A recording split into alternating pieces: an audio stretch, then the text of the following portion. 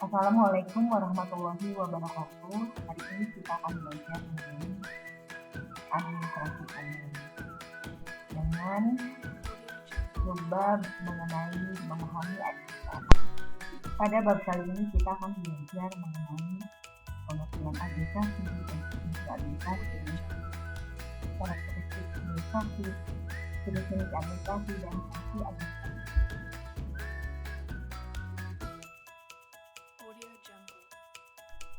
Istilah administrasi merupakan istilah yang sudah tidak asing lagi di kalangan masyarakat.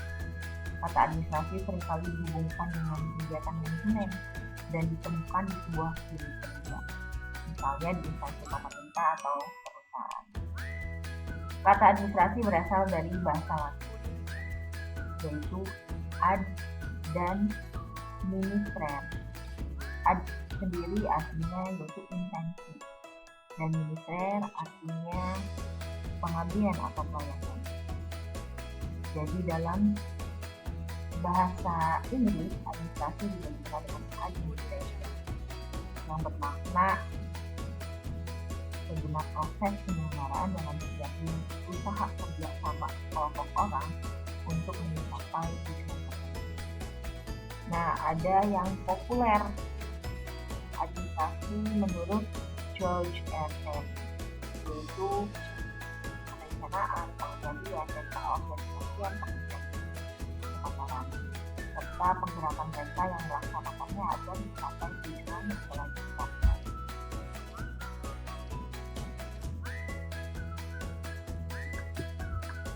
Berikutnya mengenai unsur-unsur administrasi. Menurut pendapat Reliangi dalam dunia administrasi pelaksanaan modern, administrasi merupakan suatu kebulatan proses penyelenggaraan kegiatan yang mengandung 8 unsur administrasi. Yang pertama ada pengorganisasian, manajemen, tata hubungan, kepegawaian, keuangan, perbekalan, tata usaha, dan kewajiban. Pengorganisasian sendiri adalah rangkaian perbuatan menyusun suatu kerangka organisasi yang menjadi wadah bagi setiap kegiatan dalam usaha kerjasama mencapai tujuan yang telah ditetapkan. Kemudian yang kedua ada manajemen. Manajemen adalah rangkaian perbuatan menggerakkan karyawan-karyawan dan mengarahkan segenap fasilitas kerja agar tujuan kerjasama yang telah ditetapkan dengan tercapai. Yang ketiga ada tata hubungan. Tata hubungan adalah rangkaian perbuatan menyampaikan warta dari satu pihak kepada pihak lain dalam usaha kerjasama.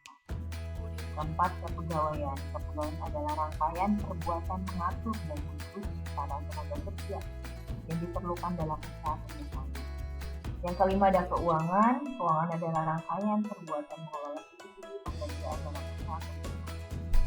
Yang keenam ada perbekalan. Perbekalan adalah rangkaian perbuatan mengadakan, mengatur, pemakaian, mendaftar, memelihara, sampai menyingkirkan segenap perlengkapan yang sudah tidak diperlukan lagi dalam usaha.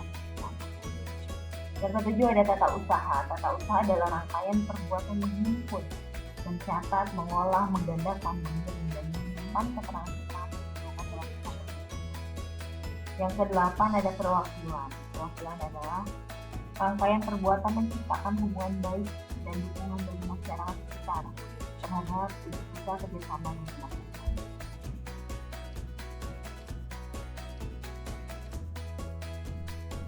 Berikutnya kita akan membahas mengenai karakteristik administrasi.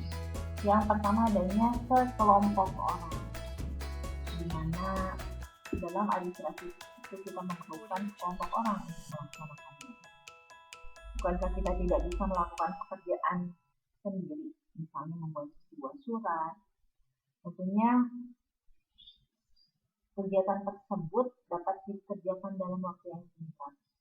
Namun, benarkah kegiatan tersebut dapat selesai tanpa membutuhkan keberadaan orang lain? Misalkan kita butuh orang untuk mengirimkan suratnya. Oleh karenanya, administrasi ini perlu sekelompok orang. Yang kedua, adanya kerjasama. Kerjasama adalah rangkaian perbuatan yang dilakukan bersama-sama secara teratur oleh lebih dari satu orang, yang akan menimbulkan akibat yang tidak akan terjadi jika dilakukan seorang sendiri. Yang ketiga adanya proses atau usaha yang berkesinambungan. Pada uraian sebelumnya dijelaskan bahwa unsur-unsur administrasi meliputi organisasi, manajemen, komunikasi keuangan, perbekalan, personalia, dan lainnya. Nah, unsur-unsur ini saling berkaitan satu sama lain, bahkan seringkali semuanya dilaksanakan secara adanya pembagian tugas. Sebelumnya telah dicontohkan bahwa kerjasama diperlukan dalam sebuah tim, misalkan tim sepak bola. Nah, dalam sepak bola, gol banyak terciptakan karena adanya pembagian peran dalam tim. Nah, oleh karenanya pembagian kerja ini akan menciptakan keberhasilan kerjasama. Jadi satu sama lain, pegawai mempunyai peran yang berbeda serta harus saling mendukung. Selanjutnya adanya bimbingan kepemimpinan dan pengawasan. Agar lebih mudah memahami, mari kita kembali pada contoh permainan sepak bola. Apakah ada pemimpin dalam permainan sepak bola?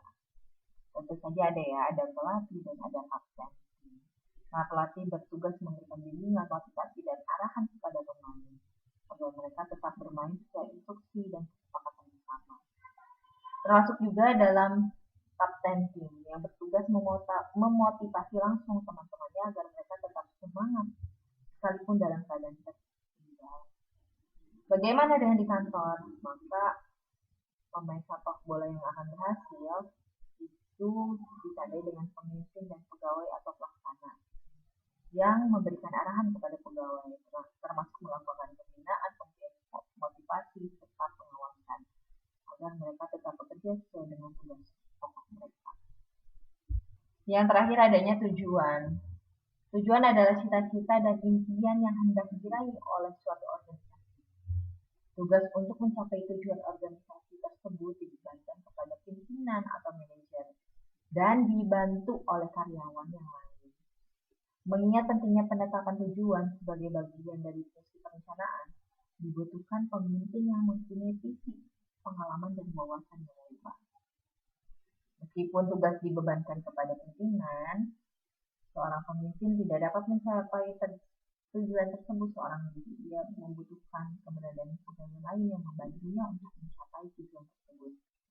Oleh karena itu, sinergi antara pimpinan dan pegawai haruslah diperkuat.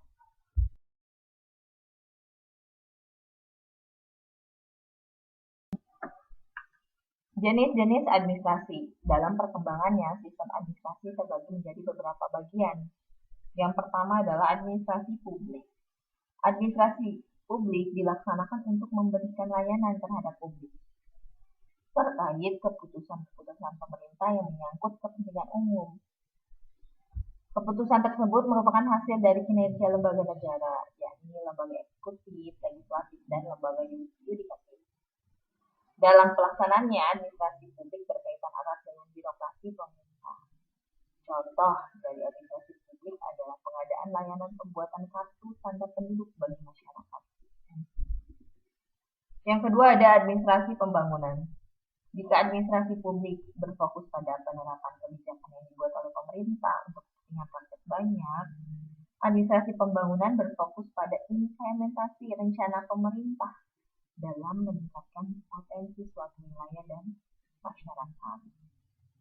Jadi, administrasi pembangunan dilakukan untuk memicu laju pertumbuhan di wilayah yang keadaan wilayah dan masyarakatnya belum berkembang. Contoh dari administrasi pembangunan dapat ditemukan pada instansi atau departemen yang fokus pada pembangunan daerah-daerah tertinggal di Papua.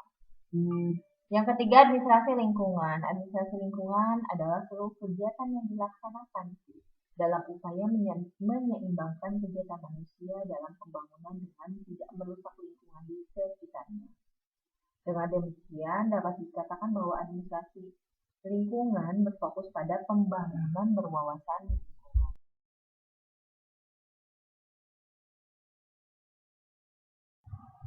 Sementara itu, seorang ahli lain yakni Dr. Andi Sukarnoka yaitu menggolongkan administrasi ke dalam 3 jenis, yakni administrasi negara, administrasi swasta, dan administrasi internasional. pertama, administrasi negara. Administrasi negara yaitu administrasi yang dilangsungkan dengan tujuan mengatur urusan-urusan yang menyangkut berbagai kepentingan umum di dalam suatu negara. Sama halnya dengan administrasi publik, administrasi negara juga meliputi lembaga eksekutif, legislatif, dan yudikatif. Administrasi negara berpedoman pada kebijakan dan peraturan pemerintah serta undang-undang. Nah, administrasi negara ini dibagi menjadi dua, administrasi pemerintah negara dan administrasi perusahaan negara. Administrasi pemerintah negara meliputi semua pelaksanaan kebijakan pemerintah yang bertujuan melayani kepentingan umum atau masyarakat. Yang kedua, administrasi perusahaan negara meliputi kegiatan administrasi yang dilaksanakan oleh perusahaan yang dimiliki oleh negara. Contohnya BUMN. Yang tujuan lainnya selain untuk melayani kepentingan umum, tapi juga untuk mencapai kemakmuran dengan mengambil laba atau keuntungan dari kegiatan usaha. Yang kedua, administrasi swasta dapat diartikan sebagai seluruh kegiatan dan pelaksanaan kebijakan yang dilakukan oleh pihak swasta dengan tujuan memenuhi kepentingan pribadi dan golongan. Administrasi swasta ini terbagi menjadi dua, administrasi niaga dan non-niaga. Nah, administrasi niaga ini seluruh kegiatannya dilakukan pihak swasta dalam bidang perdagangan atau perniagaan, yang tujuan utamanya adalah mencari keuntungan yang sebesar-besarnya. Nah, sedangkan administrasi non-niaga ini kebalikannya. Jadi kegiatan ini dilakukan pihak swasta dalam bidang sosial, budaya, dan kesejahteraan lingkungan. Nah, administrasi non-niaga ini bersifat nirlaba atau non-profit, tidak berorientasi pada keuntungan. Yang ketiga, administrasi internasional, yakni seluruh kegiatan yang dilakukan oleh organisasi internasional yang diikuti oleh berbagai negara di seluruh dunia. Sama halnya dengan administrasi swasta, administrasi niaga internasional. Administrasi internasional juga dibagi menjadi dua, administrasi yang bersifat niaga dan non-niaga.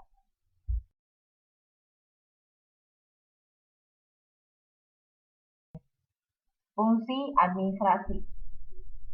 Terdapat 5 jenis fungsi pendukung administrasi dalam perkantoran. Yang pertama ada fungsi rutin. Fungsi rutin adalah fungsi administrasi yang membutuhkan pemikiran minimal, yakni mencakup kegiatan pengaktifan dan penggalian dokumen. Fungsi rutin dilakukan oleh staf administrasi yang bertanggung jawab atas kegiatan administrasi sehari-hari. Yang kedua, fungsi teknis. Fungsi teknis adalah fungsi administrasi yang membutuhkan pendapat, keputusan, dan keterampilan perkantoran yang memadai. Keterampilan perkantoran yang memadai dapat berupa kemampuan mengoperasikan aplikasi komputer atau mesin perkantoran. Yang ketiga, fungsi analisis. Fungsi analisis adalah fungsi yang membutuhkan pemikiran kritis dan kreatif, disertai kemampuan untuk mengambil keputusan. Yang keempat ada fungsi interpersonal. Fungsi interpersonal adalah fungsi yang membutuhkan penilaian dan analisis sebagai dasar pengambilan keputusan, serta keterampilan dalam mengkoordinasikan kinerja banyak orang. Yang kelima, fungsi manajerial adalah fungsi yang membutuhkan perencanaan, pengorganisasian, pengukuran, dan motivasi, seperti pembuatan anggaran dan evaluasi karyawan. Biasanya fungsi ini dilakukan oleh staf tingkat manajer yang bertanggung jawab terhadap pelaksanaan sistem dan prosedur administrasi.